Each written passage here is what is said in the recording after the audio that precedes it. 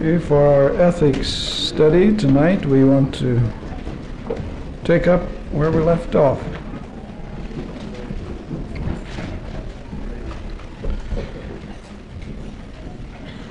We're looking at the Christian and the question of death, if you remember, and how that because of the lack of understanding in the churches and among Christians about the meaning and nature of death, and because of the often pagan practices in connection with the modern day funeral, we should determine in the Bible what the Christian attitude and ethics should be. I might just briefly summarize where we were. If you don't take the trouble to go back, and many people don't, to see what they studied before, you kind of miss what we're studying today. We were dealing with the basic question of terminal illness. By the way, keep in mind, we're dealing with this subject from the standpoint of how it affects the human race. If we were speaking only to ourselves, there'd be some questions we wouldn't raise, or we'd already have the answer. Like, we'd never make the statement, in a case that's incurable, should you tell the person he's dying? Well, in the faith context, you wouldn't make that statement, but we have to make it because even most other charismatics have the same attitude toward death and the funeral as the world does. So the basic question we were asking last time was, in a terminal case where there's no hope in the natural for the person to recover, should the patient be told the true nature of his condition, namely that he's dying? And we saw that most doctors and hospitals would say no, he should not be told. And that if he should be told, that the doctor in the hospital insists that it's their right to tell him. That no minister, no member of the family, no friend, no one has that right but the medical authorities. Well, of course, that raises other questions, as we saw. The whole clinical philosophy that we gave you is that we should determine, as friends or family or ministers, whatever, we should determine first what the doctors told them and then conduct ourselves along that line to find out what the diagnosis is and all of that, and then deal with them on that basis. And, of course, if they're to be told, as we said, the doctors to tell them. We also said that the Christian philosophy, though, raises other important questions, that what if the patient is lost? He'll go out into an eternity without God if he isn't given at least the opportunity to get right spiritually with God. And then what if he asks you? Well, in the seminary, we were taught that you weren't to tell them anything, and of course, implied in the teaching was if you had to say anything, you would tell them a half-truth or whatever. But the answer to that question, should a terminal patient be told, is clear to the Christian, as we pointed out. The answer is yes, he should be told, especially if he is unsaved. He should be told he's dying, and he should make his peace with God through Jesus Christ. And also, especially if he's a Christian, he should be told, because he should have nothing to fear about death. So it isn't a question of whether or not he should be told, it's a question of how he should be told. That's the only question, how he should be told. Some people may have to learn how to tell people they're dying without rushing into a room and screaming, "Are you prepared to meet your Maker?" But if that's what it took to wake him up, that'd be all right too in my book. That isn't necessarily the best way. And we said there were other alternatives besides the ones the doctors and medical science can give, and that is that a Christian can pray for their healing. That is, if there's another Christian involved, he should at least be given the option, you're dying, would you like to be healed? So you wouldn't die. And if you don't tell him, he goes out into eternity without ever hearing in his church that healing's for today. If he's in the average church, he will never have heard that it's for today. Then if he's unsaved, we said it gives him an opportunity to be saved. But regardless, there's nothing could ever justify a deception or a lie about any matter. It will keep you out of some hospitals, but it'll keep you in the kingdom to tell the truth. Amen. That's about where we were. I think we concluded with the quote from one article about a doctor who does believe in telling them, and he's in the minority. He said, if one must go through the valley of the shadow of death, he ought to do it without a blindfold. Now that brings us to another important question concerning terminal illness. We're dealing with terminal illness only, and then we'll deal with death and the funeral and suicide and all these other questions later.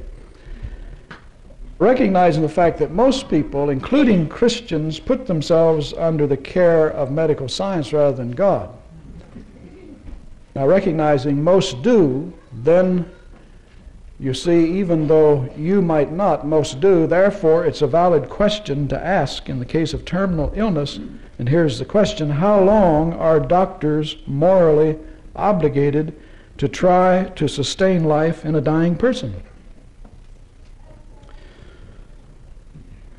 How long are doctors morally obligated to try to sustain life in a terminal case, in a person who's dying anyway?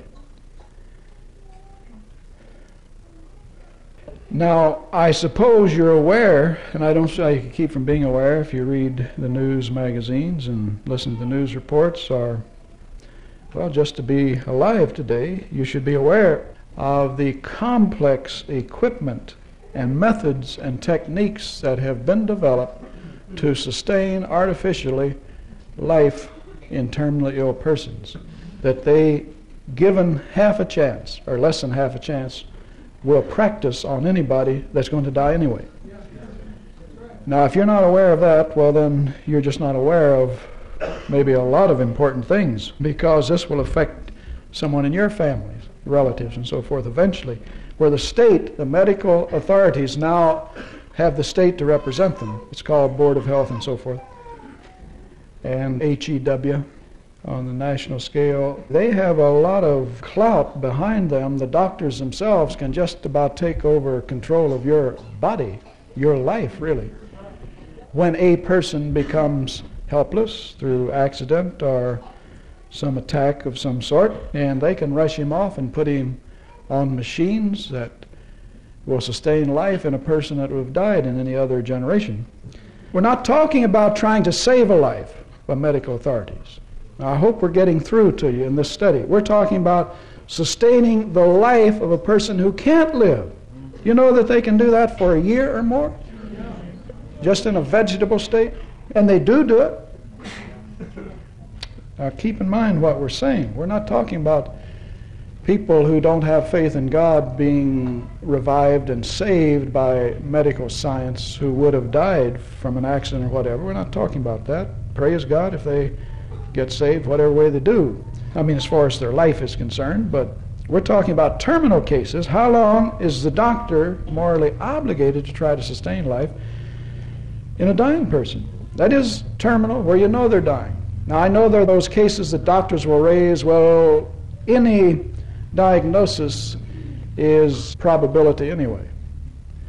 It may be a 99% chance he'll die, but there's 1% he won't. Well, those few 1% really don't do anything to give them the right to try to sustain life in a terminal cancer patient, for example. What we're saying is sustain life for an extra 6 weeks, where without the machine and all of that, they would have died in 5 days or whatever.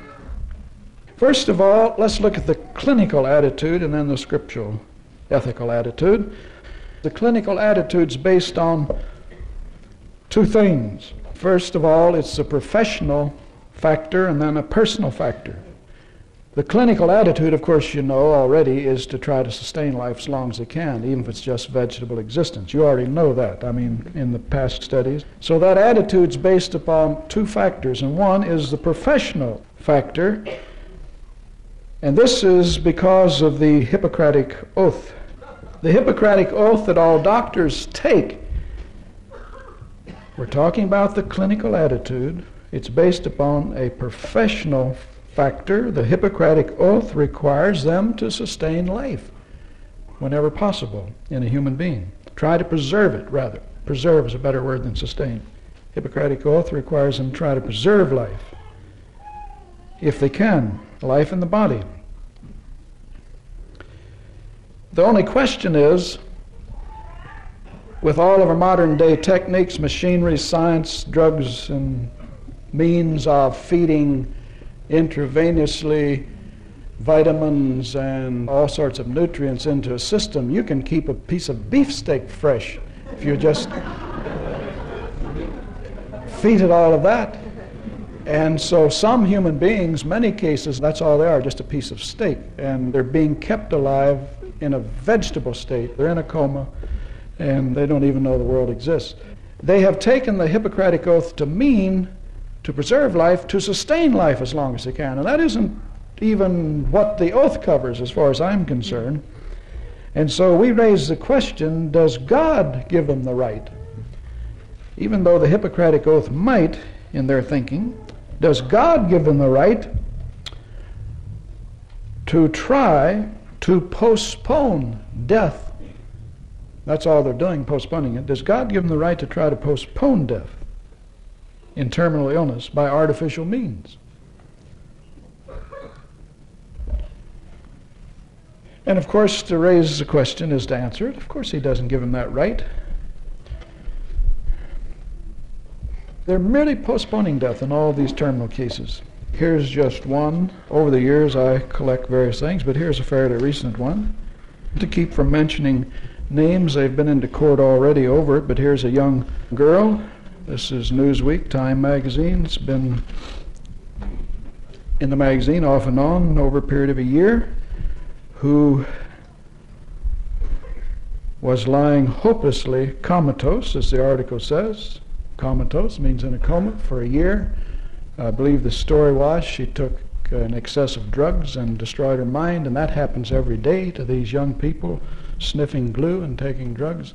There are thousands of them that are human vegetables. Well, here was a case where the parents did not want to continue sustaining her vegetable existence and wanted her to have the right to die, and they wouldn't let them unplug the machine. So for a year, she sustained, as the article says, by giving her oxygen, living on oxygen, high-calorie feeding through a tube in her stomach.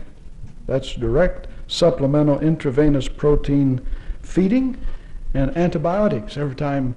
And the body will develop infections and pneumonia and so forth. People who are in comas, that's quite common, so they get rid of that by antibiotics and then by suction, take the mucus out of their respiratory system. They can keep a person looking as good as a corpse, after embalming, it is, if people think that looks good. But I mean quite lifelike, even though they're not even aware of their existence. Well, here's a case for a whole year. The parents actually, finally, Christians would not have to do this, but we're not raising ethical questions about how they did it, but they actually said they went into court with a lawsuit to try to remove this girl from the life support system. Courts for a while would not even give her the right to die. Does medical science have this right to postpone death by artificial means when it's just a vegetable existence? Does God give them that right because of the man-made Hippocratic Oath? Hippocratic Oath isn't in the Bible. No, God doesn't give them that right if you know the Bible. So professionally, the clinical attitude is based upon the idea of the Hippocratic Oath. We've taken an oath to preserve life. Now that's been carried to such an extreme that it's moved beyond even what it's intended to mean. Then there's a personal basis for the clinical attitude, a personal basis, and that is pride. Personal pride. Now, it isn't just my idea. There was an article in Time magazine that I cut out some time ago, but the article says the same thing. But you know it's true without me telling you or reading the article. It's pride. It's not just professional pride, but personal pride, because to a doctor, almost without exception, death is an enemy. I don't mean an enemy like Hebrews 2, it's an enemy to the human race, but a personal enemy to them. And the victory of death is a personal defeat to them. So a doctor must try to sustain life in his patient at all costs, even if it is a vegetable existence or whatever, or to take a 90-year-old person who suffered a heart attack and keep them alive for an extra 2 weeks by his professional skills, because death is a threat to him personally. See, that's the business he's in, to keep you alive. Now, that's no small factor. That's probably the major one, Hippocratic Oath and all. To the contrary, is personal pride. He looks upon death as a personal enemy. And as a recent Newsweek article stated, Some psychiatrists contend that many doctors themselves have a great fear of death. Many, if not the majority, stemming from childhood, which is why they become doctors to begin with. Now that's a psychiatric view, and they make a study of these things from a biological and behavioral standpoint and so forth, and study thousands of cases, and they've come up with a conclusion that many doctors become doctors because they're afraid of death, and that's their enemy, and they're out against it, and it stems from childhood. Well, that's something to think about. That the clinical attitude, we could have come with a lot of big professional sounding terms and words and spelled it out, and this is the basis for the clinical attitude, but basically it's pride, just human pride. They try to sustain life not because, and this isn't true of every doctor, but not so much because they're concerned about the value of human life, but because it's a personal threat to their personal integrity. You may have to think about that a while, but it'll be good if you do. In fact, you haven't had too much acquaintance with medical science and doctors if you don't see a professional pride there that is not even in the White House or anywhere else. They are literally in control of the human race, and it's getting to the point now where they can do this. Take your body and sustain it in a vegetable state for a year, and your family, in this case, and cases like it, would have to go to court to get them to unplug the infernal machine. That you're no longer a person. You're just at the mercy of a machine and those who manipulate it. These are profound spiritual, ethical questions that need to be evaluated. Now, the Christian ethical attitude, we've looked at the clinical attitude about this. The Christian ethical attitude is another thing. That doctors, by denying patients the right to die, and the knowledge of the fact that they are dying, are usurping divine prerogatives.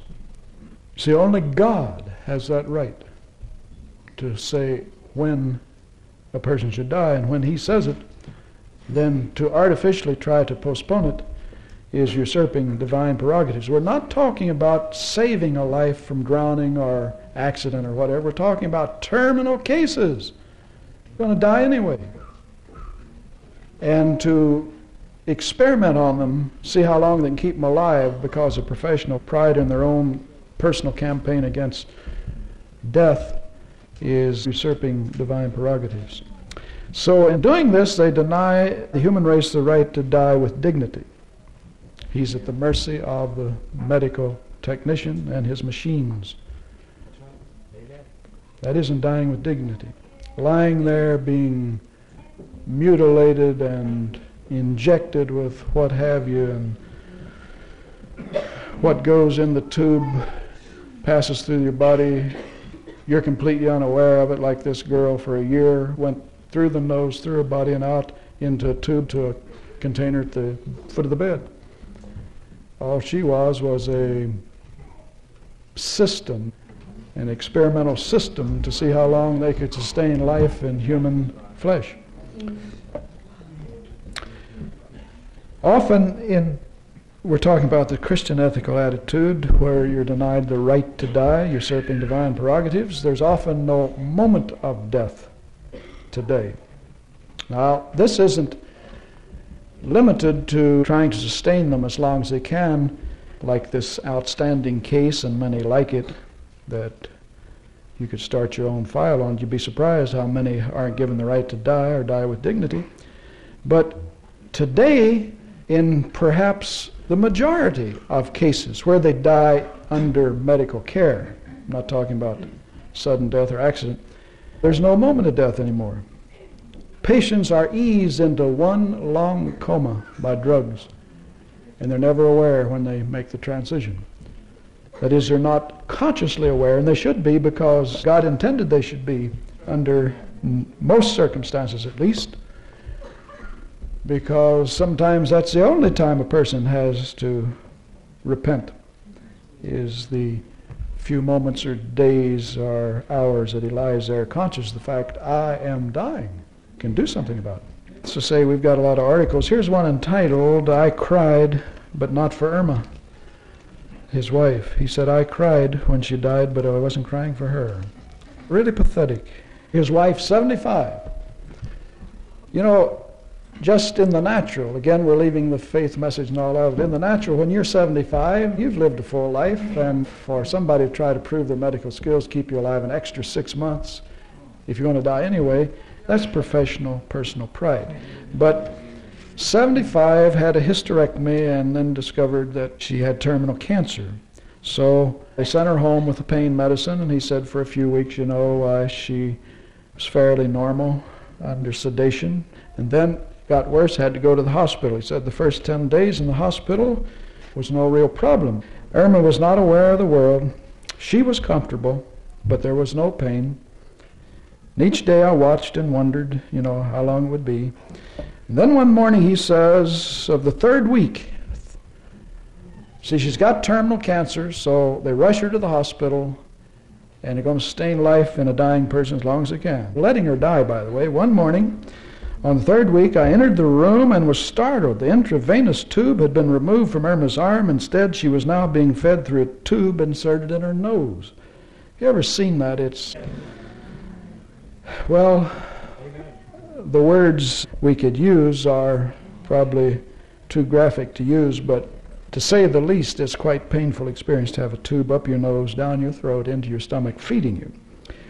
But it didn't matter to her because she's in a coma. At least they thought it didn't matter to her. You'd be surprised what some people may know in a coma. She lay on her back in bed and her hands were tied to the rails. Good old hospital procedure. You haven't been in a hospital if you haven't seen that one. And I asked why in the world this had to be. Well, they said because she was pulling the tube out of her nose. Well, now you can stop the article right there, dear friends, and draw the obvious conclusion. She may be in a coma, but she doesn't want that in her body.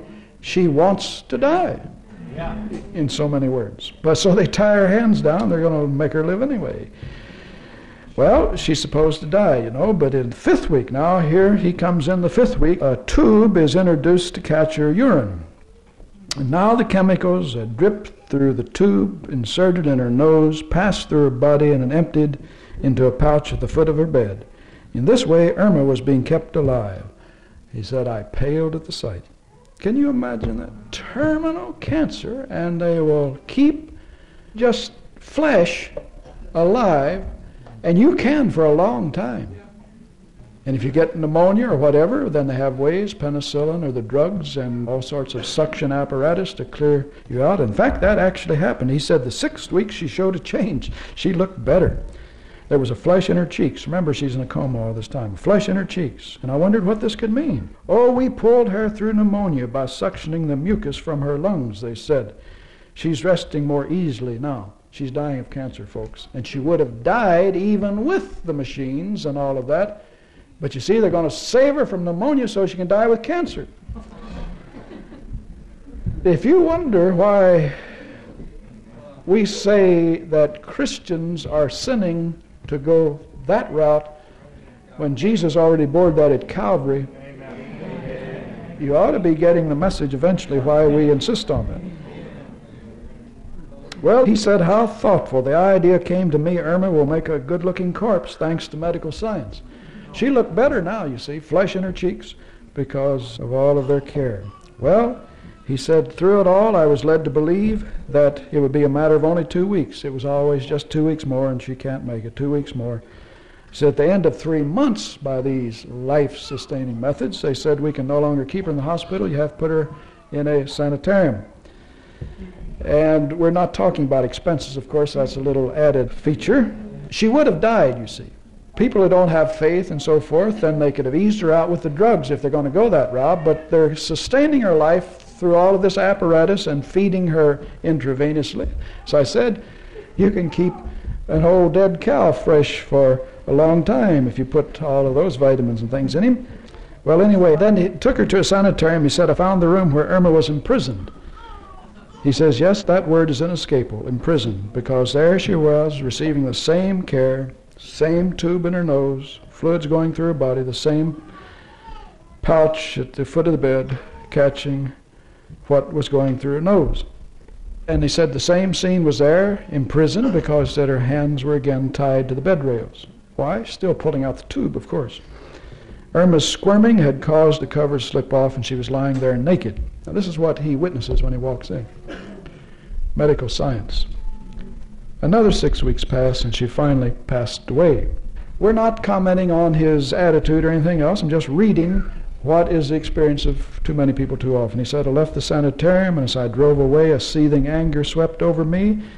It was a fetish, nothing less, for society to worship the flesh while it destroys the spirit. He said, at any hospital, the dedication is heedlessly to prolong life. You know, not with consideration of what kind of life, just prolong it. Well, he says, why should she be subjected to such degradation that made a mockery of living? What does society want from the human race, he asks.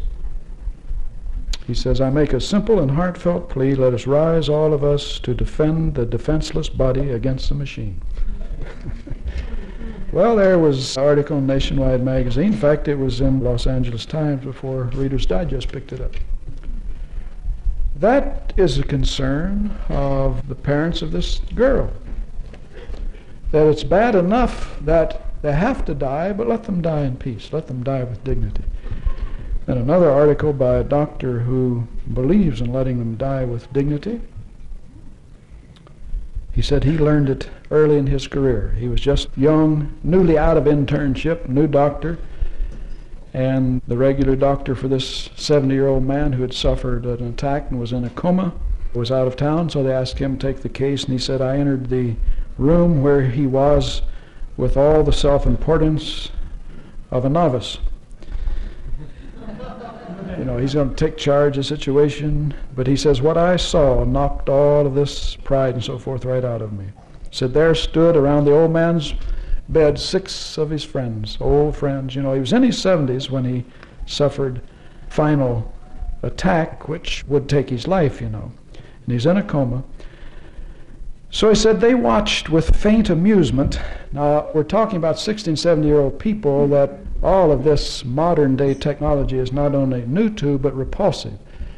I'm not 70, but it's quite repulsive to me because I come from another generation where they didn't have all of this apparatus, nor feel they had the right to take away your right to die with dignity.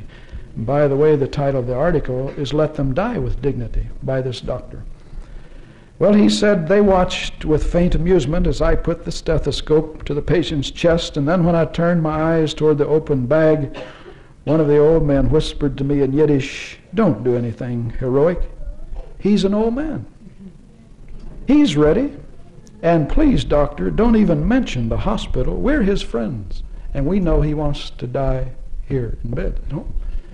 Well, the article's built around that little incident. That's the introduction to it. And he, as a medical doctor, says we ought to give people the right to die with dignity. To try to rush them off and sustain them in a vegetable existence is just not humane, let alone Christian. So we're saying, under the Christian attitude, ethical attitude, people have a right to be allowed to die and to die with human dignity. We're talking about now the human race as a whole. And not to be treated as a physical organism to be experimented on as an animal is in a laboratory. Human race has a right to be allowed to die, and to die with a measure of human dignity. Not to be treated as a physical specimen to be experimented on to the glory of medical science. Many cases, like the girl that we mentioned, the girl that was kept alive for a year, in a coma for over a year, she was being kept artificially alive, though there was no hope of recovery. One doctor said of her case, in any other generation she would have been long dead. You know, even some doctors don't approve of this, but not the majority. That's the sad part. And not the state. The state takes charge of your right even to die, if they can. Because the family tried unsuccessfully for many, many months to get the courts to even allow them to unplug the machine. And it was not until after a year. And many other such cases, some that I have in my files of such ridiculous practices indulged in by hospitals and medical doctors on terminal patients who sustain them in an artificial existence when there's no valid reason to do so, because sometimes they die within 48 hours at a big expense because they've tried their experimenting. You see, the whole thought of medical science is to oppose death with whatever weapons we can use. It's an obsession with them. And they don't realize the Christian philosophy isn't that concerned about life anyway. But there are many other cases where, apart from the fear of death that the doctors had, as the psychiatrists say that most of them may have anyway themselves, apart from their own fear of death, they should not be sustaining people who would ordinarily die. I had an article about a dentist who was revived 8 times. Well, he suffered a heart attack. Now, he's in his 60s. For most people, that's a full life. Suffered a heart attack, rushed into the hospital, and they revived him. Suffered another, and, they just cut your chest open. They don't ask your opinion. Cut him open 8 times, massaging that heart, and finally, it was a pathetic article. Finally, he opened his eyes and said, "What are you doing? Please leave me alone. Let me die in peace." Isn't that pathetic? That's what a lot of people would say if they could say anything. That woman kept pulling the tubes out. That's the only protest she could make, so they would tie her arms down. Now, if you say that's an unfair picture of medical science, you're in the wrong church. That isn't half of what we could say about so-called medical science so-called. Here's another case out of our files. An 80-year-old woman, mentally ill. 2 reasons why, that just from the natural standpoint, you shouldn't try to sustain life. 80 years old, mentally ill, suffering many chronic ailments. There are 3 reasons. Suffered a heart attack. 4. 80, mentally ill, a ward of the state to begin with. Many chronic ailments that needed constant treatment, and any one of them could have killed her. Suffered a heart attack, which did kill her in 48 hours anyway. But they kept her alive for those 48 hours because they rushed her to the hospital, put her on oxygen, began to feed her intravenously, gave her heart stimulants. See, the heart stimulant drug is so powerful it could make a billiard ball pump.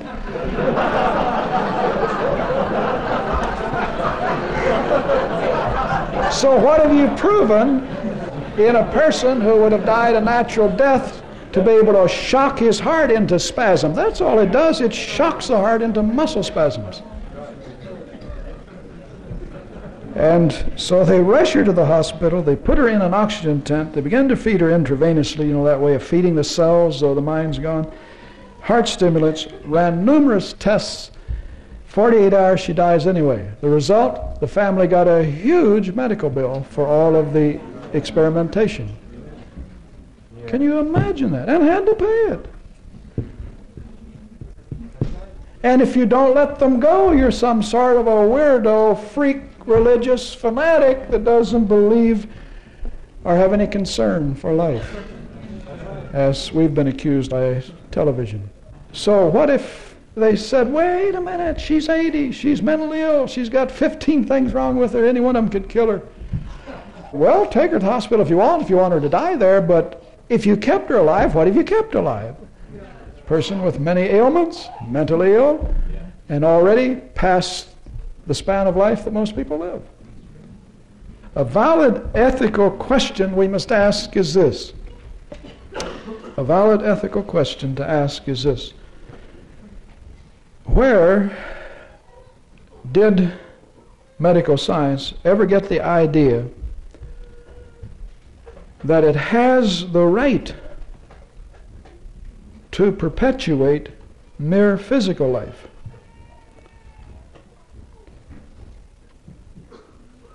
Without regard to what kind of life they're perpetuating.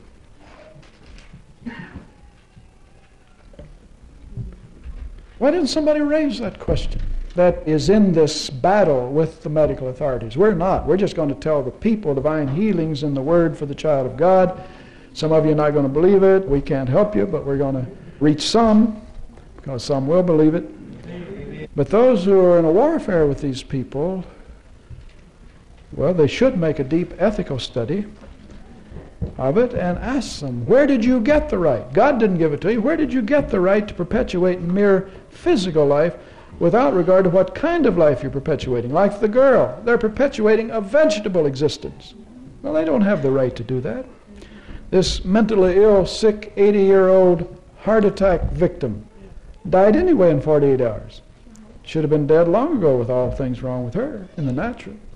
And a dentist that they revive 8 times till he says, leave me alone.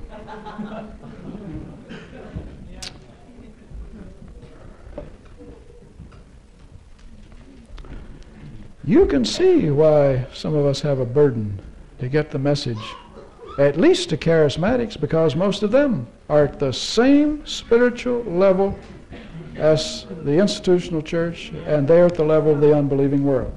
Same pagan funerals will be held in a charismatic church as will be held down at the Mormon temple or the Mason's lodge or whatever.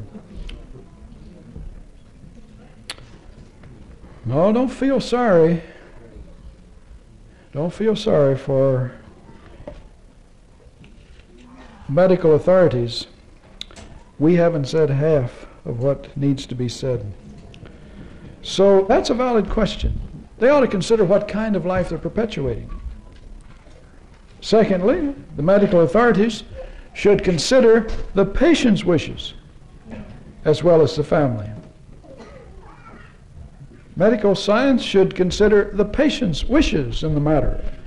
Well, if he's in a coma, he might not be able to express it, except he keeps pulling the tube out and getting up in his coma and locking the door and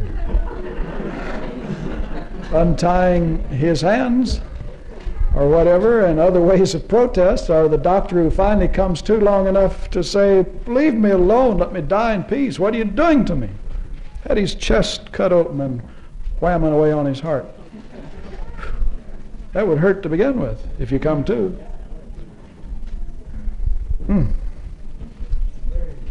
Medical authorities should consider the patient's wishes. Often, you see, if they didn't ease him out into a coma, into the land of Nod, he might be able to express his wishes.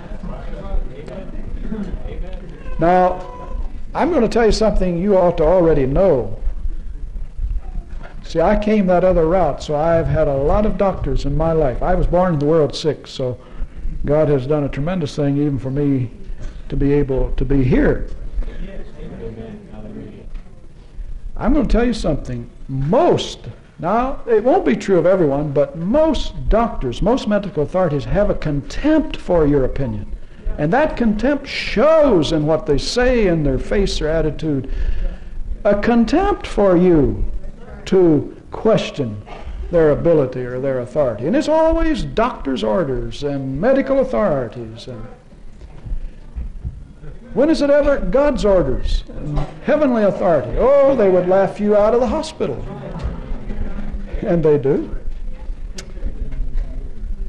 The doctor's orders. Most hold you in contempt if you even insist on asking them, what's wrong with me? Or what are you feeding me? They'll say, it's none of your business. If it's helping you, why, what do you care what I'm giving you? Well, you might care. Some have become drug addicts because they didn't know what they were giving them.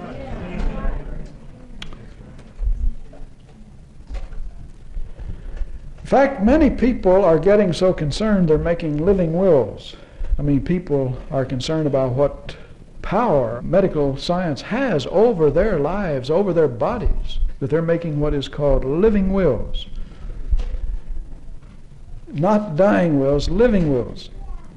And the will is given to the next of kin with the stipulation that if it's discovered that through an accident, brain damage, that you would be a hopeless bed patient and they could sustain your life artificially or something, or if for some other reason it was discovered that you could not live, you were a terminal patient, these living wills state that the next of kin is to insist that the medical authorities do not use any artificial means to try to sustain your life in a vegetable state.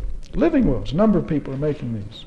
Whoever wrote the article said the only problem is, I think it was Time magazine again, or Newsweek, said the only problem is that it probably won't hold up in court.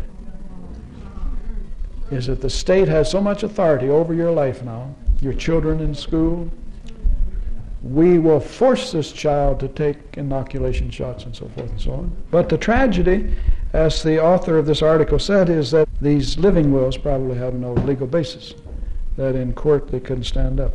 Well, they're writing them anyway in hopes that they won't experiment on them.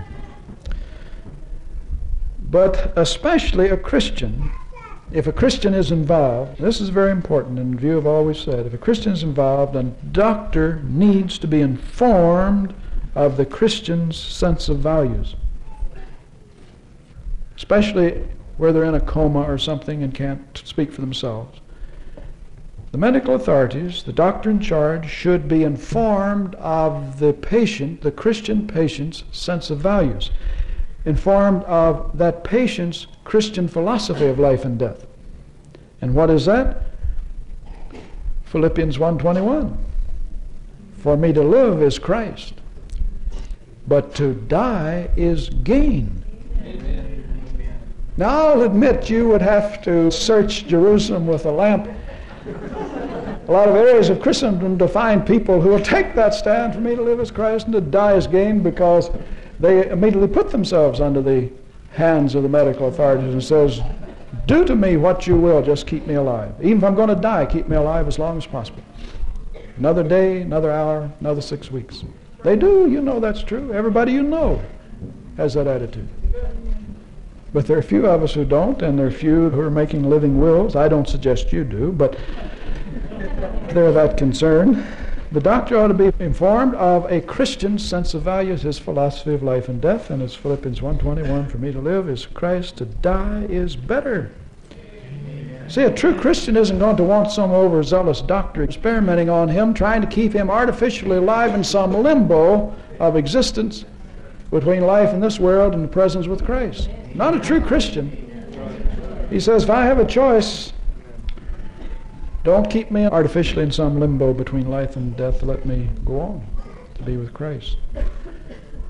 Well, of course, to charismatics with the faith message, we have better answers than even that. There's divine healing and so forth and so on. But again, we have to face reality, and here's where most Christians ought to be able to express their philosophy of life and death. Christians of all people have a right to die with some dignity. That's what we're saying. And medical science is guilty, and we charge them of being guilty of usurping divine prerogatives, and also of robbing the human being of his exercise of his own will or choice when he's not allowed to die a natural death. We charge medical science to be guilty in many of these cases, many such cases, of usurping divine prerogatives and robbing the human being of the exercise of his choice to live or die, to die a natural death in the case of terminal illness, of course. You see, these are profound ethical questions that we're dealing with because of all the reasons we've already stated, like usurping divine prerogatives. But you see, it goes deeper than that. Medical science, with its machines and its drugs, is trying to disannul, at least temporarily, Genesis 3, Romans 5, Hebrews 9:27. You know what Genesis 3 is? Dust thou art, to dust you return. Romans 5 says all die.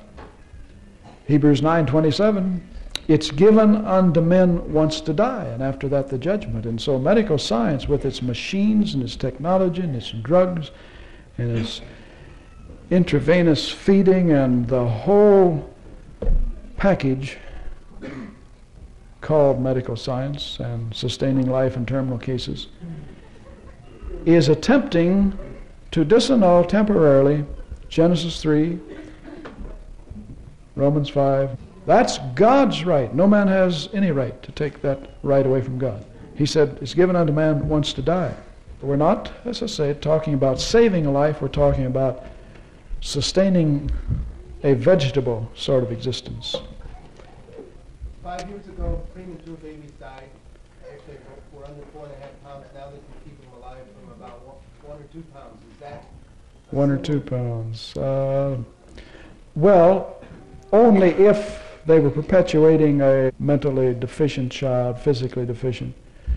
From the medical standpoint, I don't think it's the same thing, medical or ethical. Where, of course, a Christian, if it was premature, first of all, you wouldn't be confessing premature, but if it were, then there are ways of using your faith again. But from their standpoint, they wouldn't be sustaining a terminal case. They would be sustaining life that already exists. And God intended, if it had not been an abortive miscarriage, to have existed. Well, there are a lot of questions. A lot of times in these deeper studies we just raise them, but life is quite more complex than you'll get from Sunday school quarterlies or high school studies, and the answers are quite involved.